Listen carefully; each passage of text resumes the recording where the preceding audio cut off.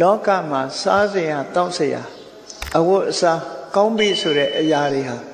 ဒါနရှိတဲ့ပုဂ္ဂိုလ်စီစုပြုံရောက်သွားတယ်တဲ့ဒါနမရှိတဲ့ပုဂ္ဂိုလ်စီကတော့ရှားပါနေမှာပဲအမြဲတမ်းဒါလည်းတတိထားစရာကောင်းတယ်နော်တတိထားစရာကောင်းတယ်တချို့ကြတော့စားစရာတွေပြည့်ဝပြီးမကုန်နိုင်တော့အောင်ပေါ်ပါတယ်ဆိုတဲ့နေရာမှာဒီမဲ့ပင်လယ်ထဲမှာမိုးရွာတယ်လို့ပဲရေရှိတဲ့နေရာမိုးရွာတယ်လို့ပဲဒါတွေကအကြောင်းမဲ့ဖြစ်တာမဟုတ်ဘူးအလားအဖြစ်တာမဟုတ်ဘူးဒါနကောင်းမှုရှိတဲ့ပုဂ္ဂိုလ်စီမှာပစ္စည်းဥစ္စာတွေဆိုတာစုပြုံရောက်လာစမြဲပဲဒါသူဌာနရဲ့ကောင်းမှုဒါနကောင်းမှုမရှိဘူးဆိုလို့ရှိရင်သူများပေါ်သလောက်သူ့မှာရှားနေတတ်တယ်ဒါနမရှိလို့ရှိရင်ဒီလိုဆိုလို့တယ်နောက်ဆုံးမှာဒါနမလုပ်ယုံညမကဒါနရဲ့ဆန့်ကျင်ပဲဖြစ်တဲ့မစ္စရိယသူများပေးတာကန္နာတောင်မှနှမျိုးဝန်တိုတယ်ဆိုတဲ့မစ္စရိယတရားလွှမ်းမိုးပြီးမလှူရအောင်မတားရအောင်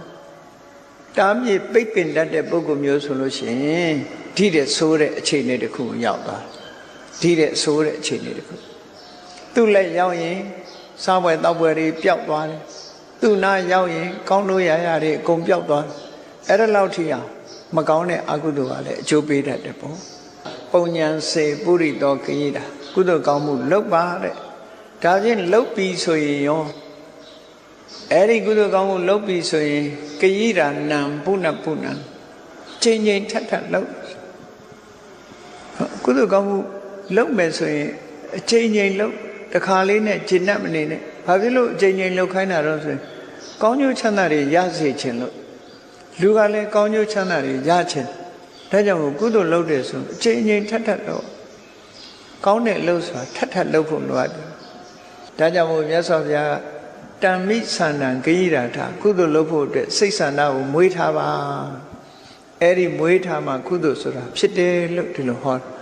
အဲ့ဒီဖြစ်ပေါ်လာတဲ့ကုသိုလ်တရားတင်ညိတတတက္ကံဟောတိတင်စအာရာယခိစ္စတိကိုယ်စိတ်ထဲမှာဖြစ်တဲ့အရာဟာကိုယ်နဲ့သက်ဆိုင်ကိုယ်စားလိုက်တဲ့အစားအစာဟာကိုယ်နဲ့မတဲ့ရင်လည်းကိုယ်ပဲ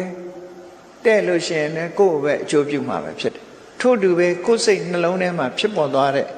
သဘာဝတရားတစ်ခုဟာကောင်းကျိုးချမ်းသာပေးရင်လည်းကိုယ်ပေးမှာပဲဆိုးကျိုးပေးရင်လည်းကိုယ်ပဲပေးမှာပဲဒါကြောင့်ဒါကိုဆွလို့တာတင်ညိတတတက္ကံဟောတိကိုယ်ဟာဖြစ်သွားတယ်နော်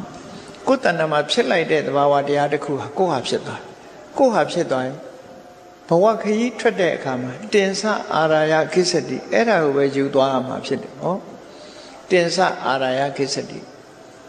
ပုံညာနိပရလောကသမိန်ပဋိဋ္ဌာဟောတိပါဏိအဲ့ဒီမှာကုသိုလ်ကောင်းမှုတွေများများလုပ်သွားမယ်ဆိုရင်တော့တမလွန်လောကခရီးမှာကိုယ့်အတွက်အားကိုးစရာဖြစ်မှာပါဒီဘဝမှာဆိုရင်အားကိုးဖို့ရအမေရှိတယ်အဖေရှိတယ်ဆွေတွေမျိုးတွေရှိတယ်ကိုရှာဝေစုဆောင်းထားတဲ့ပစ္စည်းတွေရှိတယ်အထိုက်အသင့်နဲ့အားကိုးရတမလွန်ဘဝသွားပြီဆိုရင်ဒါတွေကအကုန်ထားခဲ့ဒါတွေထားပြီးတယောက်တည်းသွားရမှာအားကိုးစရာမရှိဘူးအဲ့ဒီအားကိုးစရာဆိုတာကုသိုလ်ကောင်းမှုသာဖြစ်တယ်လို့မြတ်စွာဘုရားကဒီလိုဟော